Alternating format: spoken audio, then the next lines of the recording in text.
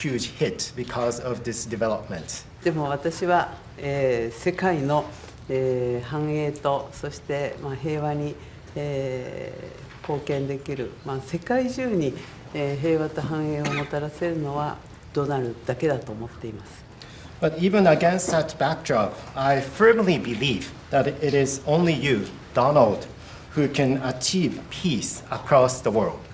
そのために私は、諸外国に働きかけて、しっかりと応援をしたいと思っています。And to do so, I am ready to reach out to many of the partners in the international community to achieve our objective together. 今日私はそれを伝えに来ました。So today, I came here at the White House to directly convey this message to you. そしてイランに関してはもう核兵器の開発、これは許されてはならないことですから日本も働きかけをしてきました。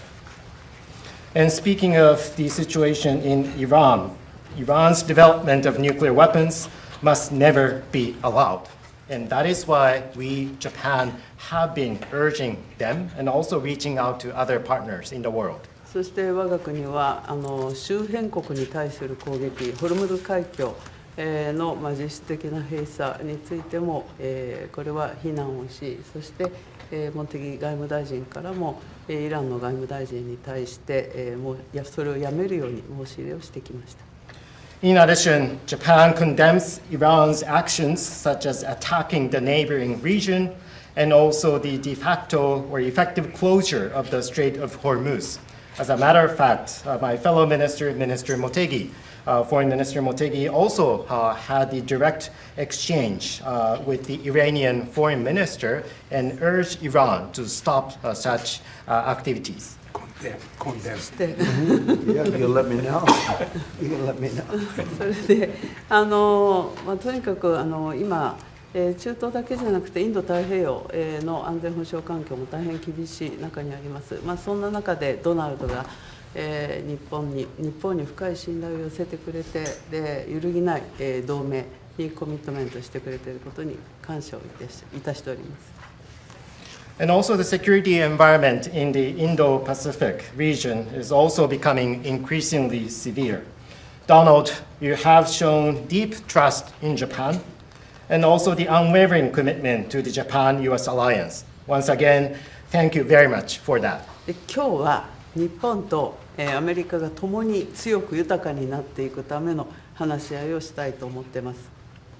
And today, I look forward to having a discussion on how we can cooperate to make our two nations, both Japan and the United States, stronger and more prosperous. それから世界のエネルギーマーケットを落ち着かせるための提案も持ってまいりました。And I also brought specific proposals to calm down the global energy market. この後主に、経済安全保障、重要鉱物ですとかエネルギーに関する協力、そしてお互いに強い経済を作るための、成長のための話し合い、経済成長のための話し合いをしたいと思っています。Thank you, Donald. So today, I really look forward to having our discussion, particularly focusing on our collaboration in economic security in the important areas such as energy and rare earth minerals. And also, I look forward to discussing with you how we can make our two economies stronger moving forward. Thank you very much. Well, thank you very much, and you're doing a great job. Again, congratulations on the biggest win in the history of Japan. That's not bad. That's a pretty long history. That's a large nation with with a great reputation, but it's a tremendous victory. Congratulations to everybody. Very proud of you.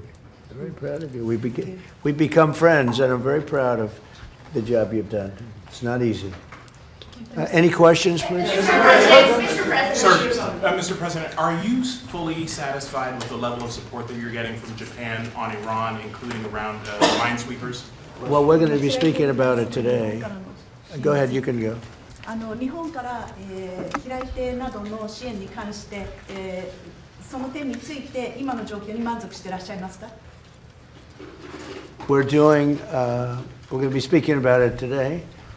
We've had tremendous support and relationship with Japan on everything. And I believe that based on statements that were given to us yesterday, the day before yesterday, having to do with Japan, they are really stepping up to the plate. Yes. 非常に日本政府から素晴らしい支援を受けていると思います。おとといのコメントから、日本からはそれに対して非常に力強いメッセージを得ていると私は思っています。Unlike NATO. NATO とは全く違いますね。Please. Mr. President, do you intend to lift sanctions on Iranian oil, and do you intend to potentially put U.S. troops or more troops in the region? No, I'm not putting troops anywhere. If I were, I certainly wouldn't tell you. But I'm not putting troops, and we will do whatever is necessary to keep the price as low. I actually thought when I did this, look, the Dow just hit 50,000 a couple of weeks ago. They said that couldn't happen for 4 years. It wouldn't happen in my term. It's such an outrageous thing because I said it would happen. I didn't know it was going to happen that fast, but it just hit 50,000, and we did that in 1 year, not 4. S&P had just hit 7,000. They said that was even more impossible than the Dow hitting 50, and we did that in 1 year. So it was all done. Everything was going great. The economy was great. Oil prices were very low. Gasoline was dropping to, I mean, we had $1.99, $1.85. We had great everything. And I saw what was happening in Iran, and I said, I hate to make this excursion, but we're going to have to do it. And I actually thought the numbers would be worse. I thought that it would go up more than it did. But we're doing this excursion, and when it's completed, we're going to have a much safer world. And the Prime Minister agrees with me on this. He considers it to be terrible what Iran did. I think every country does, just about every country does. Iran is a serious threat to the world, to the Middle East and to the world. And everybody agrees with me. I think virtually every country agrees with me on that. So I wanted to put out that fire. And I said, you know, if I do that, oil prices will go up, the economy will go down a little bit. I thought it would be worse, much worse, actually. I thought there was a chance it could be much worse. It's not bad, and it's going to be over with pretty soon. We've obliterated their Navy. We've obliterated their just about everything there is to obliterate, including leadership. Their Navy's gone, their Air Force is gone, their anti-aircraft equipment is gone. We're flying wherever we want, Pete. We have nobody even shooting at us. They have, I mean, and as you know, their leadership is gone. Their leaders are gone. They pick new leaders, they're gone. They pick new leaders, they're gone. And now they're looking for new leaders again. We can take out the island anytime we want. I call it the little oil island that sits there, so totally unprotected. We've taken out everything but the pipes. We left the pipes because to rebuild the pipes would take years for them to do. But we are, I would say, we are substantially ahead of schedule. And I had to do this. I call it an excursion. I had to take this little excursion and do something that no other president had the courage to do. And everybody wanted to do it, but they never had the courage to do it. And I don't blame them. I'm not blaming them. It was left to me, and we've done a great job. Our military is incredible. We have an incredible military. We have the strongest military in the world by far. We have the greatest equipment in the world by far. In fact, Japan buys our equipment, buys a lot of it, and we're honored by that. And that's one of the things we'll be talking. They want to buy a lot of the military equipment. So it's just an honor to have the Prime Minister. We've had a tremendous relationship. Okay. Mr. President. I think she's going to have to go first before you. Is that okay? Do you understand? It's very good. I tell you, she's I mean, it's so nice that we don't have to sit. No, it's very good. I haven't picked up your language, so the next time you come, I'll have your language mastered. All right, go ahead. The war is almost over. Why is the Pentagon going to ask Congress for an additional $200 billion? Well, we're asking for a lot of reasons beyond even what we're talking about in Iran. This is a very volatile world, and the military equipment, the power of some of this weaponry is unthinkable. You don't even want to know about it.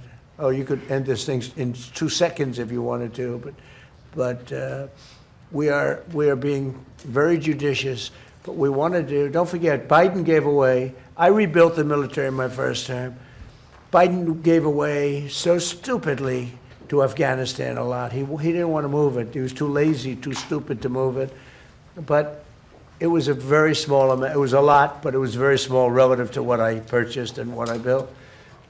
We want to have vast amounts of ammunition, which we have right now. We have a lot of ammunition, but it was taken down by giving so much to Ukraine. They gave so much. You know, Biden gave $350 billion worth of cash and military equipment to Ukraine, and he didn't rebuild anything. Fortunately, we have a lot. We have a tremendous, unlimited supply of what you'd call middle and upper middle armaments and military equipment, munitions, armaments, but munitions in particular. At the high end, we have a lot, but we're preserving it. We don't really need it. But we're building, our manufacturers of military equipment are building at a level they've never seen before, they've never done before. Pete's in charge of it with all of us, really. But Pete's been very strong on it. The general and Pete, myself, the whole group. And Raytheon is building 4 factories. Lockheed is building 5 or 6 factories, and they're building them fast, because we had a very tough meeting with them. They were going out and buying back stock for $51 billion in one case. They spent $51 billion buying back stock. Now they're not allowed to do that. And they are now building a tremendous, there's never been anything like it, what's taking place right now. So we're in very good shape, but we want to be in the best shape we've ever been in. We were that, you know, when I rebuilt the military, we were in great shape, and then Biden blew it, and he didn't do anything. He didn't do anything. And if you listen to the Democrats, they don't even want to have a military. Now you see how important it is. But we have the strongest military in the world. We have the best equipment. We make by far the best equipment. The other night, they had 114 rockets shot at a certain location. And out of 100 highly sophisticated rockets, out of 114 sophisticated rockets, every single one of them was shot down with our equipment, all our equipment. It's amazing, actually, how good it is. So we want to be sure, and it's a small price to pay to make sure that we stay tippy-top. Mr. President, last night, Mr. President, you said... Mr. President, the Treasury Secretary this morning said there were defections among Iranian leadership. Are you aware of that, and is there anybody the U.S. can work with as a leader going forward? Well, we have a man named the Treasury Secretary here, so maybe he wants to discuss it. Does anybody know? Do you know who he is? Central Casting. Yeah, so Ed, we are seeing the defections at all levels as they're starting to sense what's going on with the regime. It doesn't get reported here in the U.S. very well, but you know we are trouncing them from the air, and the regime will probably collapse within itself. At Treasury, we've seen where they've wired their money out of the country. We're coming for that. We're going to get it back to the Iranian people. Mr. President, seeing defections? Israel. There's a lot of military defections also. You have a lot of military defections in Iran. I don't blame them. Thank you, Mr. President. Have you talked to Prime Minister Netanyahu about attacking the oil and gas fields? Yeah, I did. I told him, don't do that, and he won't do that. We didn't discuss. You know, we do, we're independent, we get along great.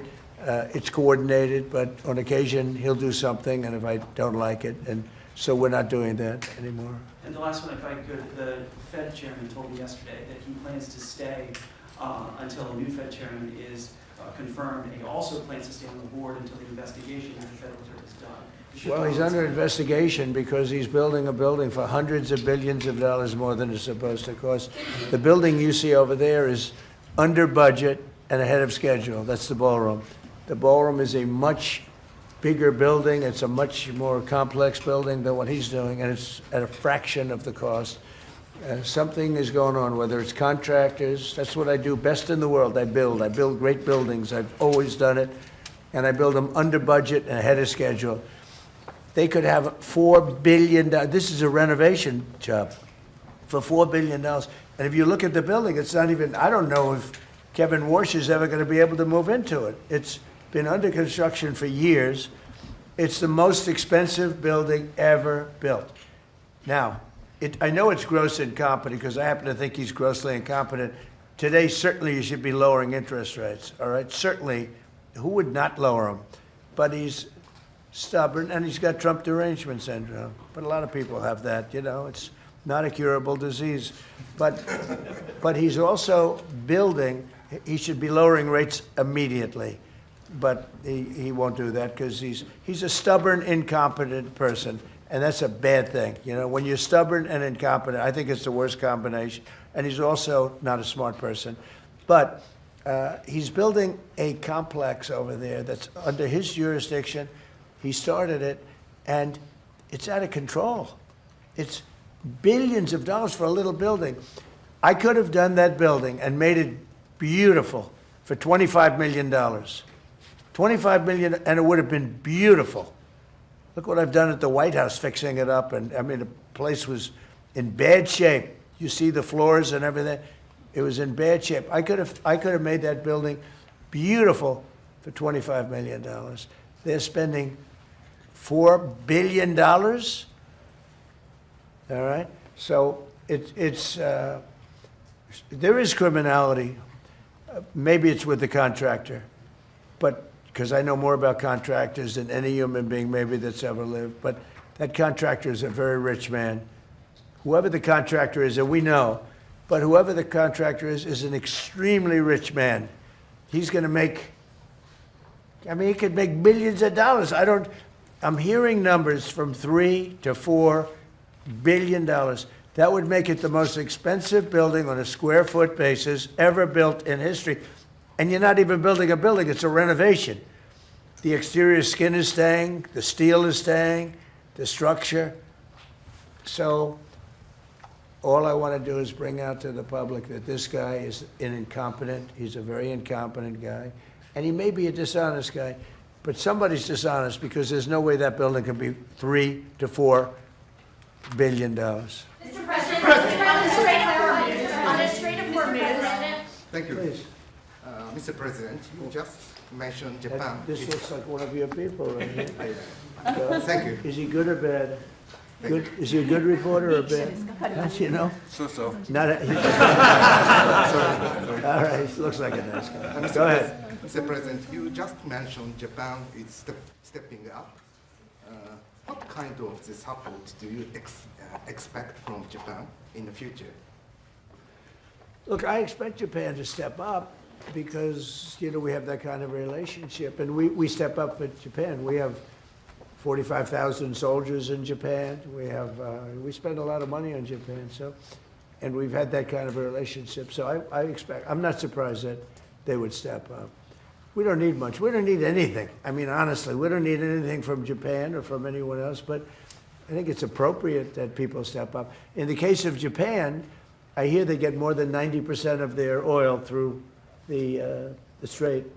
So that's a big reason to step up. I mean, we've demolished, that country is close to demolished. The only thing is the Strait. It's very hard. You could take two people and they could drop little bombs in the water and they're holding things up. We don't want that to happen. But honestly, Japan, China, Europe, parts of Europe, get a lot of their oil through the Strait. We get none, practically. We're less than 1%.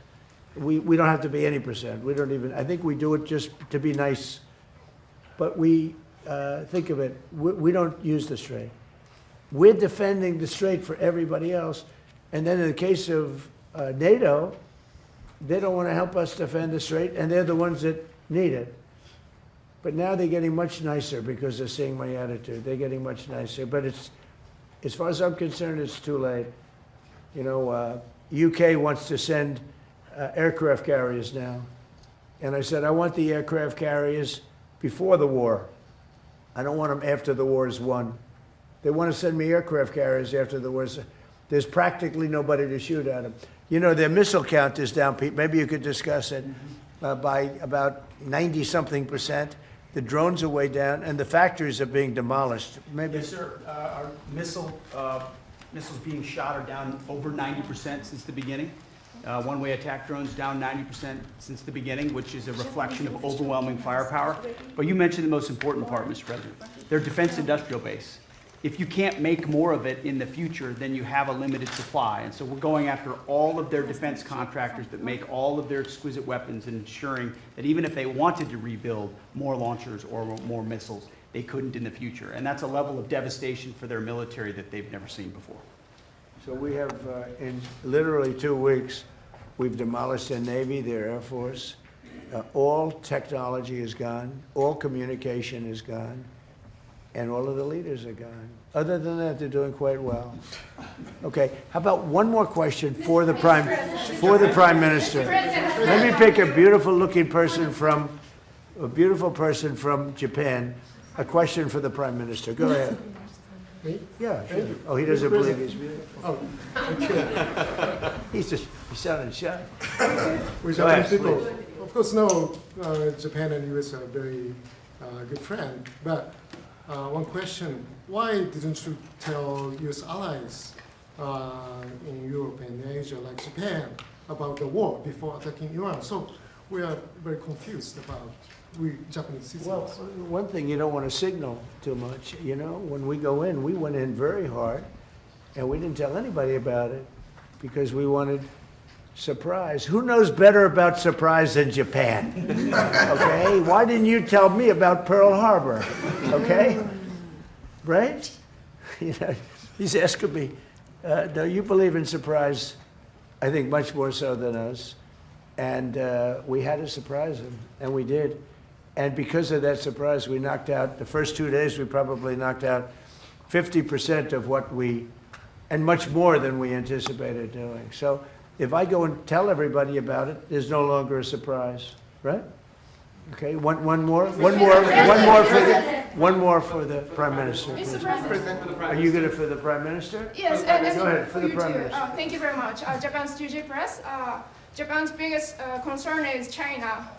Now they're giving us export control and very harsh terms to criticize us. So could you plan? Will you plan to bring up relationship between Japan and China while you're there? Yeah. Well, I'll be going to China very quickly, but I think I'd really like to have the Prime Minister talk about China because I know they have a little bit of an edgy relationship, and I'd just like to know where it stands, how you're doing with China. So, please. で日本はいつも中国に対してオープンです。会話はオープンにしています。それから冷静に対応しています。でとにかく米中関係も含めてですね、これが地域の安定、それから世界のサプライチェーン、これに貢献するものであることを願っています。日本は常にオープンです。So first of all, Japan has been consistently open to dialogue with China. And also, second, we have been addressing our relations with China in a calm manner. And also, speaking of the US-China relationship, my sincere hope is that the relationship will be something conducive for regional security and also ensuring the global supply chain in the world. Once again, I would like to reiterate that Japan has been consistently open to dialogue with China. And I think we're going to have a great trip. The trip has been postponed for about a month and a half. It's been reset, and we look forward to it. And I'll be speaking Japan's praises when I'm in China with President Xi. But we're going to have some good talks today. And I think mostly about trade, because they want to do a lot of trade. They're a tremendous purchaser of our energy, our oil, gas from, in particular, Alaska. Because Alaska, believe it or not, is very close. It's much closer than any other source. It seems a little cold compared to, but it's just a short trip. So that's something that we will talk after the press corps leaves. We'll be discussing trade, and a lot of the talk will be about energy. Thank you very much, everybody. Thank you, President. Thank you, President. Thank you, President.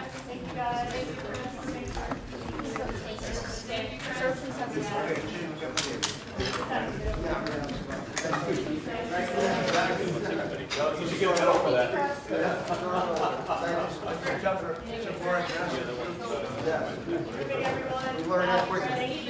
Thank you, sir.